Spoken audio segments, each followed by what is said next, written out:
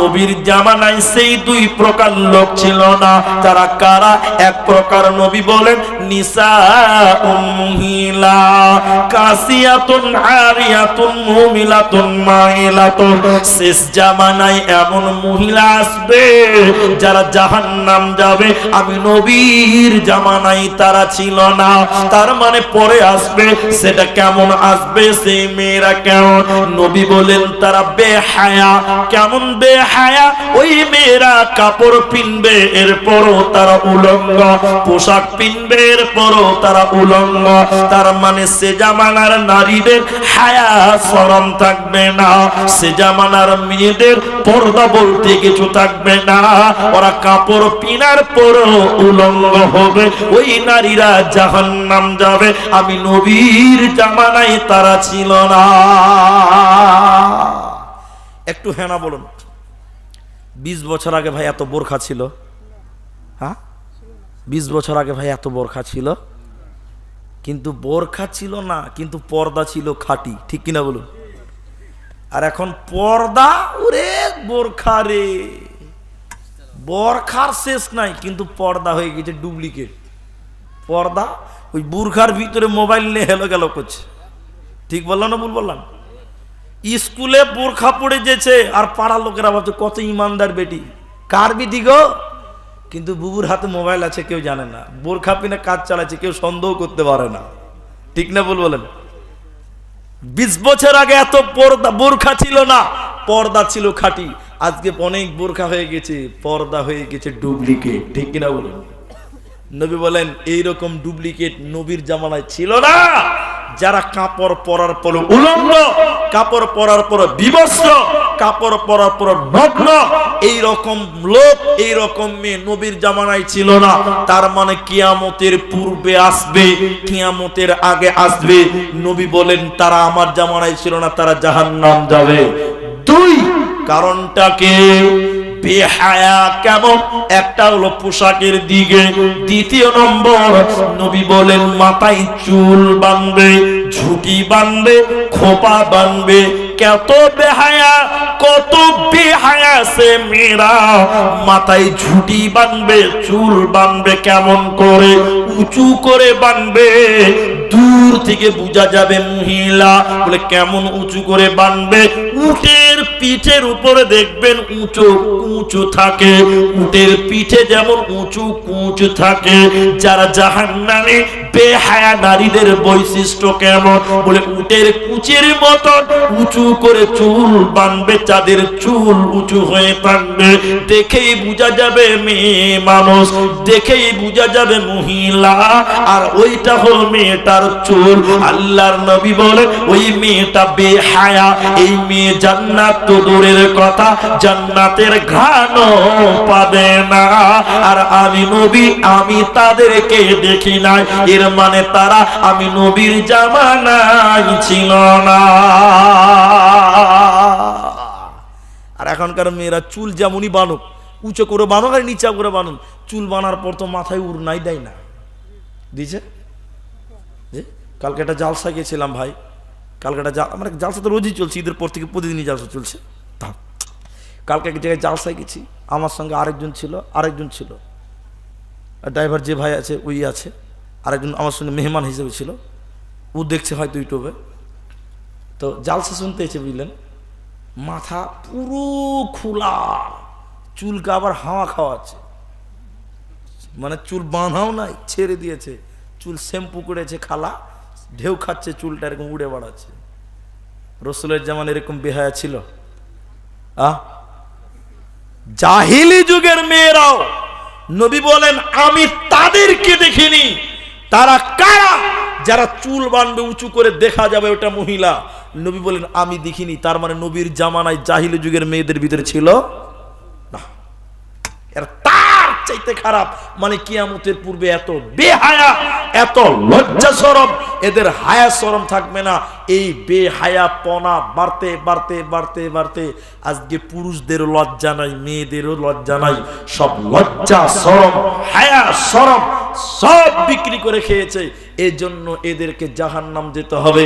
তামাম পৃথিবী থেকে আল্লাহ শান্তি উঠিয়ে নেবে, গজব নাজিল করবে। হাদিসটার দিকে আপনি একটু নজরপাত করেন। আজকের আলোচনাতে আমি আপনাদের এই হাদিসটা বলে আমি আপনাদের এই যে মসজিদের জালসা, আমি সেই মসজিদের দিকে যাব। কিন্তু আপনি যদি দান না করেন তাও বসে থাকবেন, দান যদি না দেন আমি ভাই আপনার গলা ধরে টেনে নিয়ে দান নিতে পারবো না। পারবো ভাই? আপনি যদি না দেন তা আপনাকে তো মেরে ধরে নিতে পারবো না। পারবো? দান একান্তই আপনার ব্যক্তিগত ব্যাপার। কিন্তু হাদিসটা শুনেন, আল্লাহ নবী বলছেন আমার উম্মত যখন 5টা জিনিসকে হালাল করবে তখন তাদের উপরে আল্লাহ আযাব নাজিল করবেন, গজব নাজিল করবেন, শান্তি থাকবে না।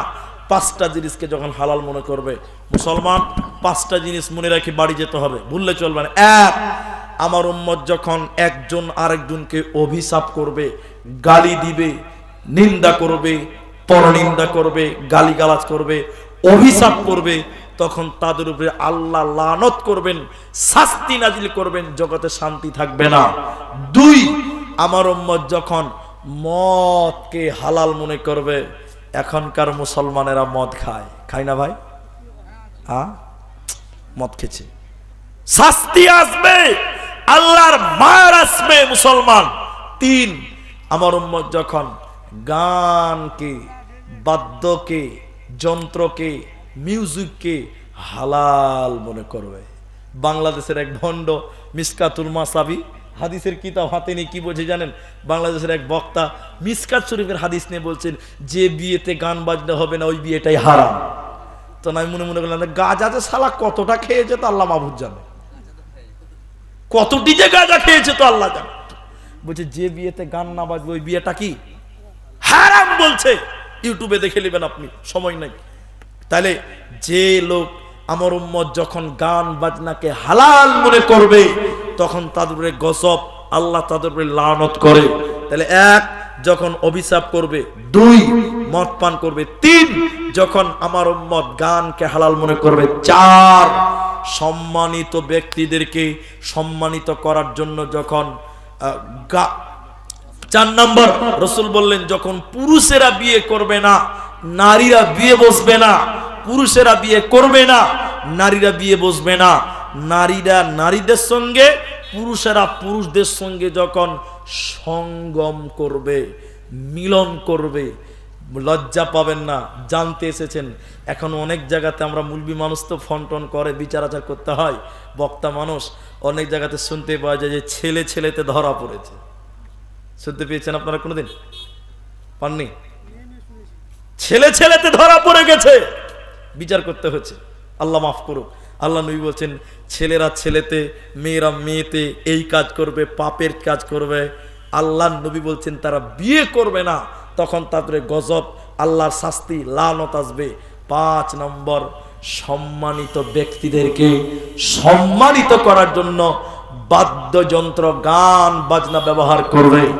মুখ্যমন্ত্রী আসবে রায়গঞ্জে, মুখ্যমন্ত্রী আসবে মমতা রায়গঞ্জে, টাইম দিয়েছি স্টেজ টাইম বেলা 4টার সময়, দুপুর 1টা থেকে গান বাজতে বাজতে বাজতে বাজতে নাচ হচ্ছে, গান হচ্ছে, ড্যান্স হচ্ছে। এরপরে মুখ্যমন্ত্রী 4টার সময় অনুষ্ঠান করছে, ওকে আদর আপ্যায়ন করবে। আরে ভারতবর্ষের এটা আলাদা রুলস আছে, সেটা আলাদা ব্যাপার। এখন আমরা দেখতে পাই যখন কোনো বড় নেতা আসে তখন তাকে গান বাজনা দিয়ে আনন্দ ফুর্তি করে তাকে খুশি করানো হচ্ছে না? আমাদের বর্তমান রাষ্ট্রপতি কলকাতাতে এলো, আসার পর আদিবাসী মেয়েরা গান গাইছে, বাঙালিরা গান গাইছে, শিল্পীরা গান গাইছে, গান গেয়ে তাদের সম্মানিত করা হচ্ছে। এই কালচারকে মুসলমান যদি গ্রহণ করে, আল্লাহ নবী বলছেন যখন অতিথি আপ্যায়নে গান বাজনা ব্যবহার করবে, আল্লাহ নবী বলছেন তখন তাদের উপরে গজব, শাস্তি অপরিহার্য হয়ে যাবে।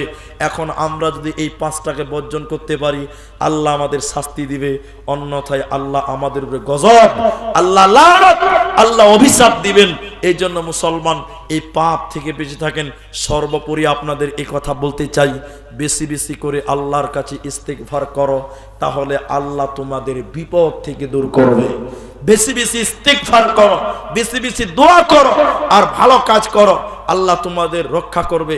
বেঁচে আছে কারা? এবার দেখেন আয়াতটা শেষ করে দিচ্ছি যে সূরা পড়ছেন, ওয়াল্লাহ সময়ের কসম, ইন্নাল ইনসানা লাফি খুসর, নিশ্চয়ই মানুষেরা ক্ষতির মধ্যে নিমজ্জিত, ইল্লাল্লাযীনা আমানু, তবে যারা ঈমান এনেছে, ওয়া আমিলুস সালিহা, এবং ভালো কাজ করেছে, ওয়া তাওয়াসাউ বিস সাবরি, এবং একে অপরে ধৈর্যের দাওয়াত দিয়েছে, ওয়া তাওয়াসাউ বিল হক, এবং হকের দাওয়াত দিয়েছে। তাহলে বুঝাতে পারলাম না? আল্লাহ কসম করে বলেন সারা পৃথিবীর মানুষেরা বিপদগ্রস্ত, ক্ষতিগ্রস্ত, বিপদগ্রস্ত।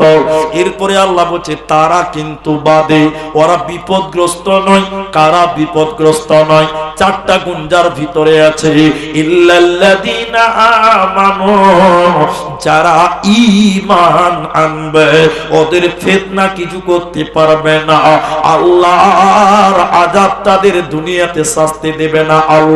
আল্লাহ তাদের বিপদে ফেলবে না। তাহলে প্রথম ঈমান, ওয়া আমিলুস সালিহাত, এরপরে যারা ভালো ভালো কাজ করে, ভালো কাজ করে যারা, ওদেরকে আল্লাহ মুসিবতে রাখবে না, ওদের ক্ষতিগ্রস্তর মধ্যে আল্লাহ রাখবে না।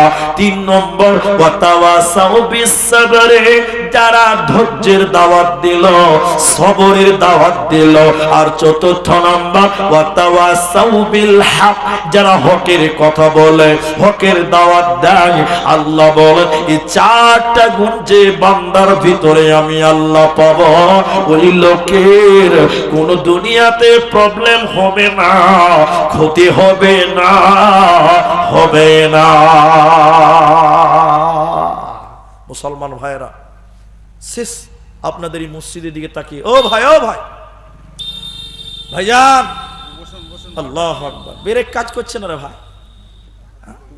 একটু বসেন ভাই। আমি তো বলেছি যে আপনাকে টাকা না দেন, বসেন, বসতে বলেছি। আমি একটু দোয়া করবো তো ভাই, শেষ দোয়াটা করেই যান।